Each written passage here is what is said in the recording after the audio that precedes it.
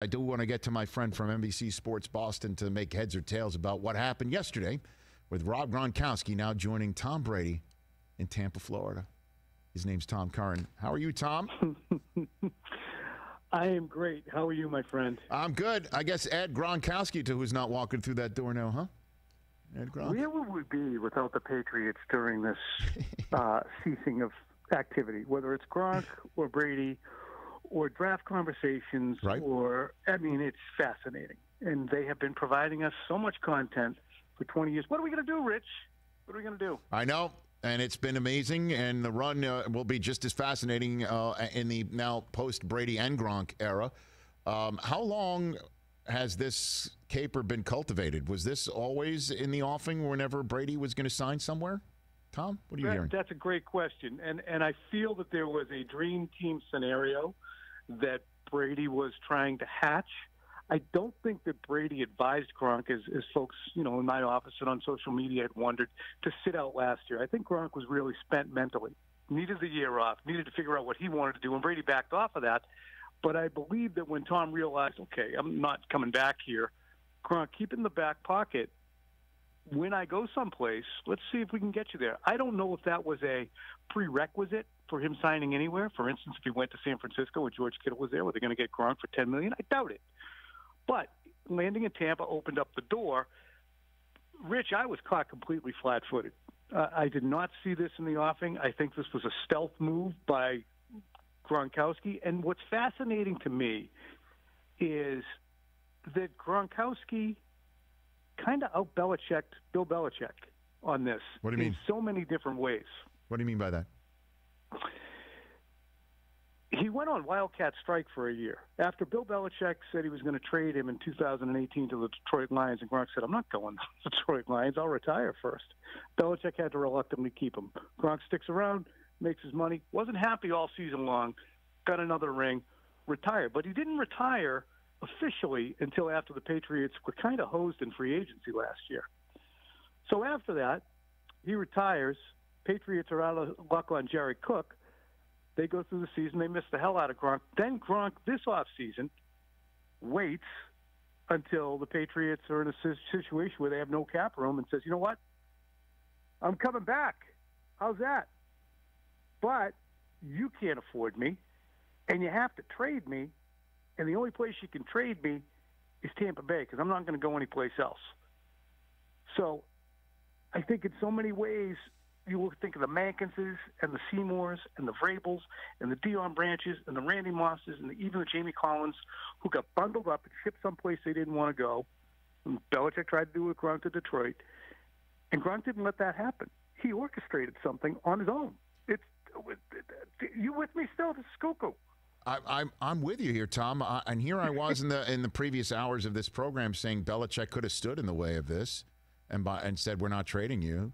But you're saying that Gronk forced the situation by saying I'm unretiring and made New England trade him away. Otherwise, what? Calling his bluff would have been like, we'll just cut somebody and we'll get you on the roster. They could have done something like that, right? Yeah, they would have had to cut $10 million worth of salary. I mean, Gronk they're up against the cap as it is. They have no room. So Gronk says, okay, I'm coming back. Oh, okay, well, we're not going to trade you. You're our property. Okay, why don't you start cutting people? Trading Joe Tooney or something like that at a cut rate to get him in. And then maybe in 3 weeks, Gronk says, you know what, actually, change of heart. I'm going to retire again. Sorry. I mean, he could have played it out that way. And given the way Gronkowski and his family have understood that they are a collection of independent contractors brought together as a team, fighting over a finite amount of money on every one of these 32 franchises with the salary cap. I think that the business savvy of the Gronkowskis really oiled the gears to have this happen. It's genius. It's kind of crappy if you're a football fan, but Gronk Inc. and the Gronk Corporation got what the Gronk Corporation wanted. Tom Curran of NBC Sports Boston here on the Rich Eisen Show. This is a fascinating conversation.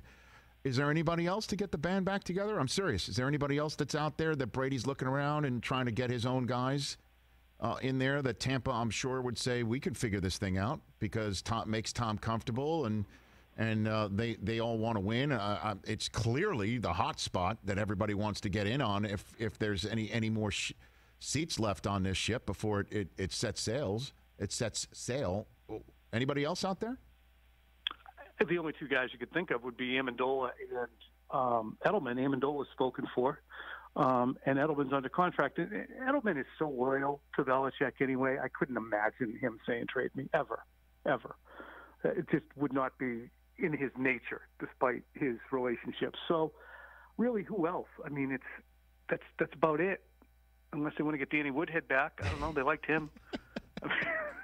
So, hey man, I don't know. Get the whole gang back. It sounds like the Blues Brothers. On a mission. I mean, I've seen Randy. Randy looks okay, but no, I think they're pretty well equipped. What this does, Rich, for Tampa Bay though, is it gives them a quick cheat code for Brady to feel comfortable in Tampa with a player he's so familiar with. Because if COVID wipes out the offseason and the season begins and he hasn't spent time with Evans and Godwin, he has spent so much time with Gronkowski, and Brady talks about this. I can tell Gronk running full speed downfield by the dip of his shoulder or the lean of his head what he's about to do. And as a result, you're never going to get that with Godwin and Evans. Certainly not before this year, maybe ever in 2 years or 3 or 4, however many that is. But he's just done something with Gronkowski. And when you look at Gronk, what do you think he has left? I think he's going to have plenty. What's your estimation? Me? The guy's, what is he, 30, 31? I mean, it's, yeah. And 31. And he's got a year off, and he'll put the weight back on, and my God, yeah, this is, what a godsend. I mean, Gronk could technically stay longer if after Brady leaves if he really likes it, and he misses football, and I think him and Arians are going to be just dynamite. I mean, seeing Gronk without the worrying over his shoulder what somebody might think of what he says in the media? Are you kidding me? Mm-hmm. This is going to be amazing. The NFL is a better place with Rob Gronkowski in it. Fact. In terms of being able to cover it and enjoy it. Fact. Just is. To me, it's fascinating. The interpersonal aspects of it to me are going to be fascinating because when you look at Richard Seymour or Mike Vrabel, those are guys who are really pissed. Mankins, too. They kind of have buried the hatchet with Belichick. And, I think a player like Moss looks at it now and says, yeah, I could have done it differently. But those other guys were pissed. They've all buried the hatchet. Will Belichick be willing to bury a hatchet with Gronkowski after, again, I'm writing about this because I'm just putting it together. I'm like, holy crap. Belichick must be bullshit crap. About this. Really? No kidding. I mean, deep down, when you think about it, this stink. Just took a year off. He didn't tell us until, 2 weeks into free agency he wasn't coming. Blew our chance to get Jared Cook. Because Jared Cook was like, hey, what are you doing? What's Gronk doing? And this is last spring. He's like, I don't want to come up there and be 1A, 1B with Gronk. I can go to New Orleans and be there 1A. And that was a deciding factor. And then Gronk a week later goes, yeah, I'm out. So they didn't have a tight end at all last year. So it's fascinating. And, of course, that helped lead to Brady's departure when he was maybe chafing under whatever was going on there. And this is why we have you on, Tom. Boots on the ground here from NBC Sports Boston. Tom Curran, before I let you go, night before the draft, what are you hearing about the Patriots' first-round intentions and perhaps trading down, adding someone to the quarterback room, all of that? Tom, I give you the floor. I think a trade down makes the most sense. They have a huge hole because they have no second-round pick. And this is such a deep draft that they have an opportunity to get back from that 23 spot and still get multiple good players, perhaps in the second round. And into the third, they have 3 picks. So they have some mobility, but everybody's trying to trade down. If they stay put, Rich, they have so many places they need help. You could go on the offensive line if Joe Tooney is going to go elsewhere, and you can get a tackle and you can kick Isaiah Wynn inside on your left side, and you have 2 guys there. They obviously could go back to the well at wide receiver. Denzel Mims, my friend Phil Perry, who's done an unbelievable job for us on the draft, is there. So is Pittman is sitting there as well. Those are two players you could look at.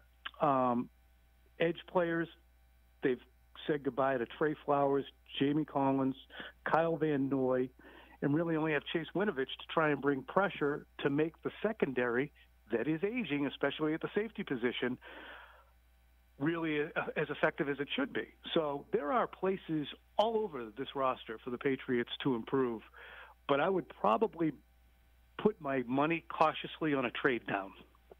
Okay. Thanks for the call. And it's still Stidham, right? It's still Stidham. It's going to be his ball first week of the season. I wouldn't be surprised at all. Personally, I wouldn't be stunned if Jalen Hurts wasn't a second-round pick of theirs. I personally like the kid Anthony Gordon from the Mike Leach system, just whipping it all over the lot, kind of the way Jimmy Garoppolo came into the NFL. Same level and style of play. So those are two quarterbacks who I dumbly take it for what it's worth. I'm about a C-grade draft expert over here. I'd say Hurts and Anthony Gordon would be smart. And if Tua drops, your column today says don't take that cheese. That's what you're saying, huh, Tom? I think it's a horrendous idea, especially in the first round. It's a luxury item. The Patriots have drafted poorly for 5 years. It's a luxury item because you don't know what you have, and there's just so many question marks around him. Beyond the hip, beyond the size, he's been playing with the 33rd NFL team for the last 4 years. So how's he going to look on a team that just lost Dante Scarnecchia, might lose Joe Thuney, and every other? Tom Brady didn't look good in 2019 behind that offensive line. Tua's going to – it would not be great. Tom, thanks for the call. Really appreciate it, and all the information. You be well. We'll chat on the other side of this draft. How does that sound? Hope everything's great with you. I'll talk Same to you as. soon. Right back at you. That's Tom Curran, at Tom E. Curran on Twitter. Hey, you watched all the way to the end. Thanks for that. Watch more right here.